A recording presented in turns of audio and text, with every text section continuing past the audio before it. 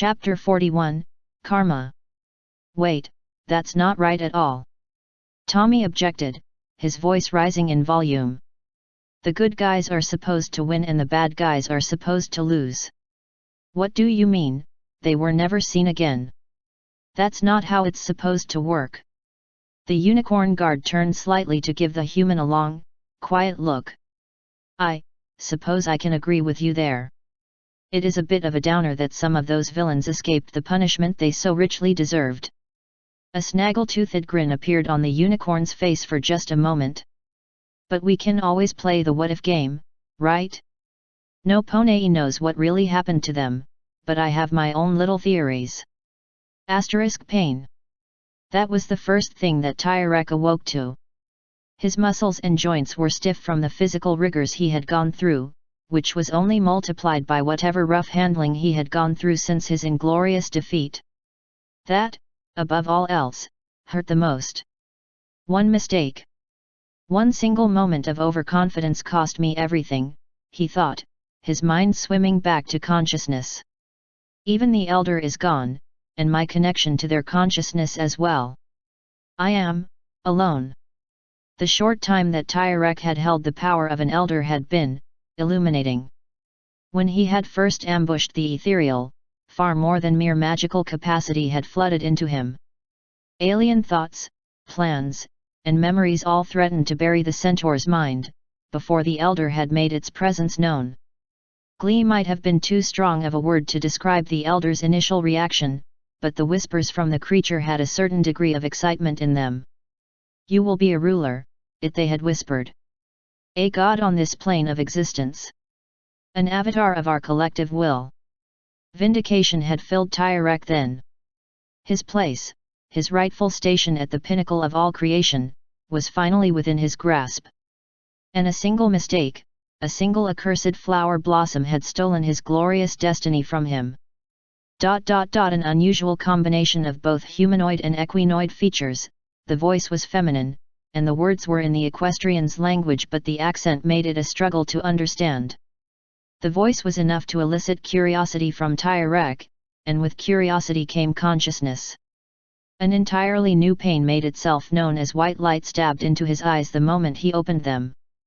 Slowly but surely his hands and hooves moved beneath him as he righted himself while his current surroundings came into focus.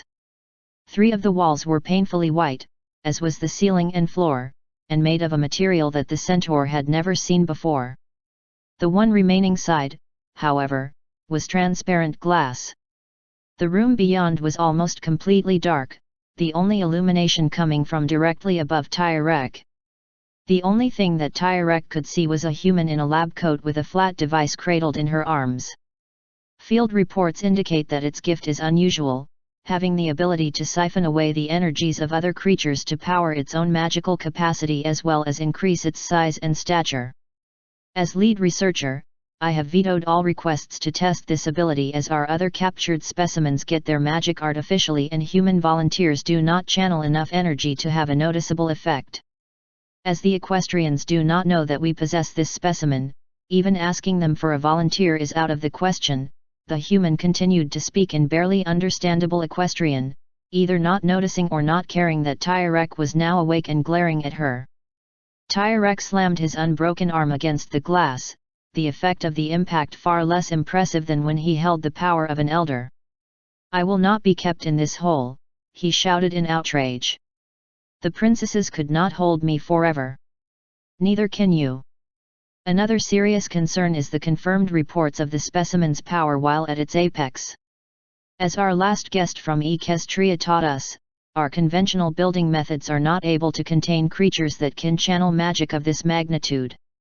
For the record, this specimen was capable of overpowering and capturing Princess Cadenza, who is a lesser alicorn and a cherished friend of our previous guest, Twilight Sparkle. The woman cleared her throat before continuing. Given the difficulty our ground forces had in subduing it and the potential danger it may pose in the future, I'm electing to proceed directly to interrogation. Interrogation. Tyrek blurted out, again banging his fist against the glass ineffectually. Pitiful human, needing answers? You'll get none from me. The princesses left me to rot in a hole and I never capitulated. If you expect my cooperation, human, then you'll be left wanting." The human stopped mid-monologue and slowly leaned forward. The light from Tyrek's cell finally revealed her face in the process, a mess of scars and a pair of eyes that were utterly devoid of emotion. A vicious smile tugged at the unscarred portion of her face as she locked gazes with Tyrek and held it. "Your cooperation is not required," she stated, and one of her fingers tapped a button on the console in front of her. The woman's tone, combined with her grin, sent a chill through Tyrek. "What do you think you're doing?" he roared as metal shutters began to descend over the glass. "I will remember you, and when I escape, I will make you suffer." The last thing that Tyrek saw was the woman's vicious grin as the shutters finally closed. Defeated. Again.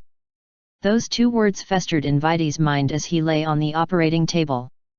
His sense of time had clouded in the following minutes and hours after Vaidy had run, then limped, then crawled his way to the exalt kaleidoscope hidden deep within the island as his superior healing factor and stamina coped with the catastrophic amount of blood he had left behind.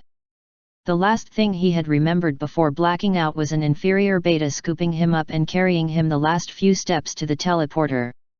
"I will remember this defeat, Captain Harris and Princess Sparkle," Vaidy swore to himself, all of his not inconsiderable mental focus devoted to the many creative ways he could eviscerate the two of them.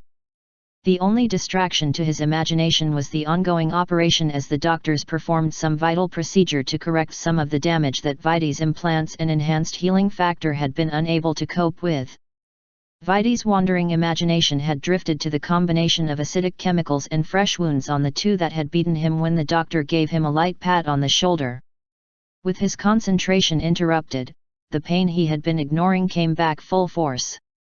Every inch of Vaidy's body ached, but it was equaled by the splitting headache that pounded in his skull. "I never thought I'd experience pain equal to that of the jammer grenades, another thing to add to my list of grievances for those two," Vaidy thought as he struggled to rise from the operating table. "Apologies for not giving you more time to recover, sir," a female voice said, and a white buttoned shirt was pushed into his vision.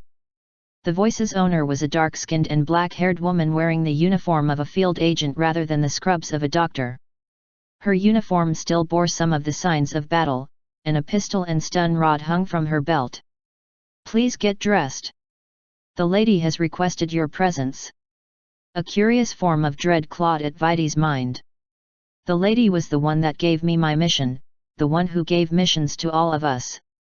I do not look forward to explaining my failures to her, he thought, though a grudging amount of respect remained for her. To request this meeting when I'm in this condition is rather clever. No physical superiority over a withered crone when I've just gotten out of major surgery and no prosthetic to replace my lost arm. Another spark of anger ignited in his mind, and he added changelings to his list of grudges as he struggled to button his shirt with a single hand. Once he was as presentable as possible, the female agent led Vaidy out of the infirmary and down a series of corridors. The sterile white walls of the operating room vanished in favor of polished hardwood, paintings, and tapestries lining the walls. The cold tile floor vanished beneath immaculate patterned rugs, and the fluorescent lights disappeared in favor of the light filtering in through the massive windows that lined the hallway. Their journey came to a stop at two large double doors, which the female agent and Vaidy passed through. The room on the other side was massive and expensively furnished. Bookshelves lined the walls, occasionally punctuated by an ancient piece of pottery or sculpture. The center of the room was dominated by a massive holographic projector which bathed the entire room in reddish light as the equestrian's home world hovered in the center of the room. And just beneath the projected world was a high-backed padded chair that completely obscured its occupant, save for a single nearly skeletal hand that cradled a glass of wine beside the armrest. "Apologies for my tardiness, lady," Vaidy said, the short bow that he performed sending another nauseating wave of pain through his head. "I have just been released from medical." An uncomfortable silence fell, prompting Vaidy to continue. "There were many factors that led up to the final battle on the other world which the reports detail, but I accept responsibility for my failures. I am ready for any punishment you A sharp cackle from the other side of the chair cut Vaidy off. "Why would I want to punish you, young man?" the lady asked, her tone full of amusement. "I've reviewed all of the reports that were submitted, and I called you here to offer my warmest congratulations on completing all of Exalt's strategic goals." Stark silence fell over the library for a moment before Vaidy could manage a reply. "Congratulations," he sputtered. "We've been routed. We lost all of our hardware and most of the agents that were sent to the other world, not to mention all of the resources that were lost when we scuttled the kaleidoscope to prevent them from tracing our location. Without our efforts in the theater, the work of the elders will be severely hampered." A sigh could be heard from the other side of the chair. "Young man, do you recall the original objective of your mission? You were to assess the indigenous peoples there to gauge their capability to resist an invasion from forces not native to their world." The wine glass disappeared behind the chair as the lady took a sip before another chuckle could be heard. "I dare say you've done well in proving that they are quite capable in that regard, even without their Princess of the Sun. Is she mocking me?" A spike of anger coursed through Vaidy, but was leashed as he spoke. "Forgive my questions, lady, but do you mean to say that all of this was according to some grand plan? Most of our alphas died on that forsaken world, just to prove that they could defend it." "Not at all, young man. Their deaths were just a happy side effect."